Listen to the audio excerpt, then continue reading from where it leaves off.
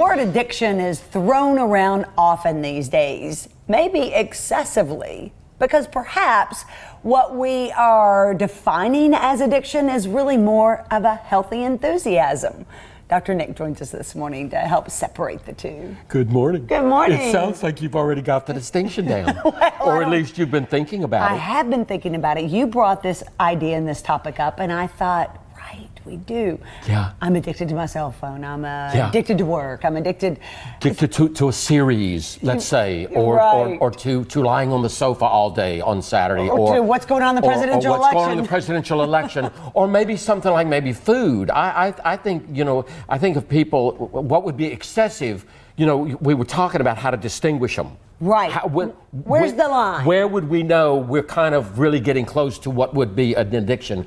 And most researchers that I read talk about the symptoms of salience, which is a preoccupation with it, where, we just can't see anything else or think anything else. So, and I'm going to use the food thing as an example here, because in Louisiana, we are very food oriented. So, That's a good pickup. Right. Yeah. I mean, we want to talk about it all the time. What'd you Yeah. eat? Where are you eating next? What'd you, make last night? And all those things. We do, I think, more than most other states, because our food Well is said. better. Well said. And you know what we could add to that? Pardon me for interrupting. ahead. We could add LSU football to that. Oh, well, But sure we'll could. go back to food. But we Okay. could add LSU football to that. Is it excessive or is it addictive? And again, we're going to talk more about the symptoms. But you were talking about Yes. salience. Well, salience is, okay, if I'm planning out a grocery list, obviously, and planning out the meals, that's a healthy enthusiasm. Sure. But if I just finished eating and I can't think of anything else but what I'm going to eat next, that's an addiction? That would be an addiction,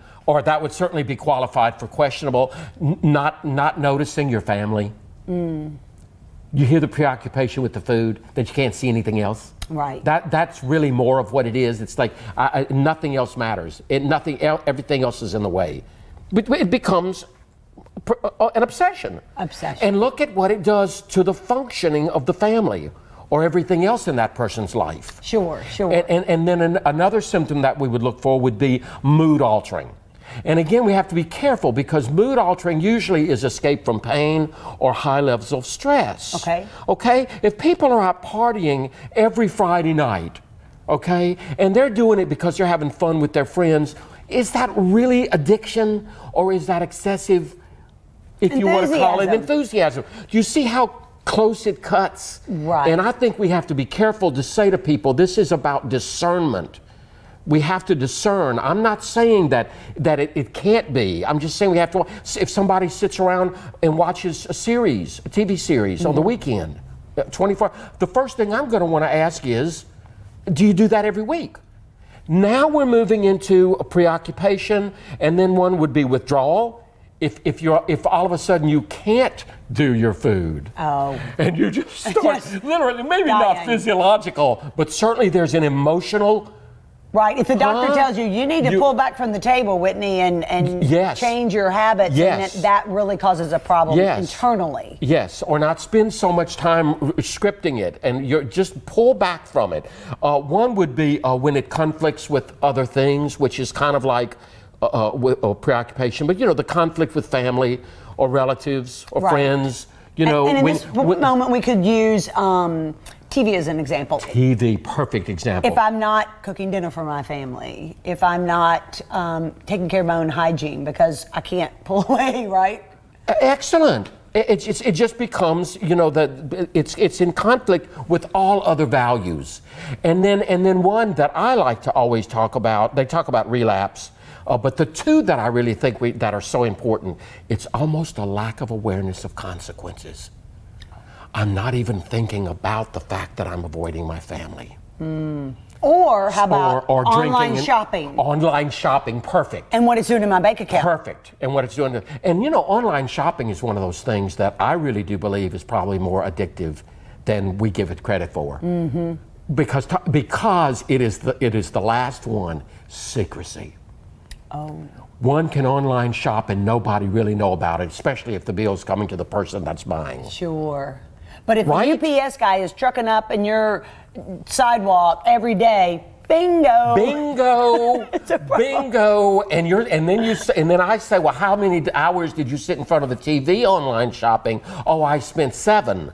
Okay, bingo. These are the bells that ring. But Whitney, I wanted to make this point because I think it's important to. I think it takes some relief off of the things that we are enthusiastic about. Facebook can be addictive, but if it's not using me and I'm using it to find good reading material, good articles, right, keeping up with people that I haven't seen in a long time. You know, that's a healthy enthusiasm. I think it's a healthy enthusiasm. They talk about excessive, which is interesting because excessive is what? Borderline. Yeah, you could be going off that cliff. But wouldn't it? Isn't it kind of exciting to know that we need healthy enthusiasms? It is. It's healthy, exciting. I'm not a series man, but I certainly love great shows, and I won't mention them because some of them are not the most family oriented. Well, I can but promise they have you, family in the word. Yes, there you go. I promise you, when Orange is the New Black comes out next month, I will purge. Really? I will absolutely. I can sit there for 6 and 8 hours at a time. Because they come out with 8 or 10, maybe 12 episodes, and so you can binge on them. Sure. But the good news is, it only comes out once a year. It only comes, and I would add the better news to make this really worthwhile. Keep this close by. Okay. And let's tell her, keep this, because you can always take a look at this and see, is this happening? Right. Am I forgetting to pick up my daughter because I'm too busy binging on this show? Right. Once in a while, it's okay. Sure. Or too busy working. Or too busy working. We do know to miss out on play. Or to miss out on other activities that it just gives us a nice check mark. When is the excessive enthusiasm really moved us into a dysfunctional kind of a situation where life is really off balance and I'm out of control? Thanks, Dr. Nick. But stay enthusiastic. Right. Not necessarily for the Orange is the New Black. I don't know, but it must be good. I can't see you in orange. I thought you loved pink. I do, but it's one of those gripping series. See, we're enthusiastic for each other, but we're not that addicted. No, we can go a couple days without seeing each other. I don't know about talking, but seeing, Have a great day. Thanks, Whitney. You too. Much more of Weekends with Whitney right after this.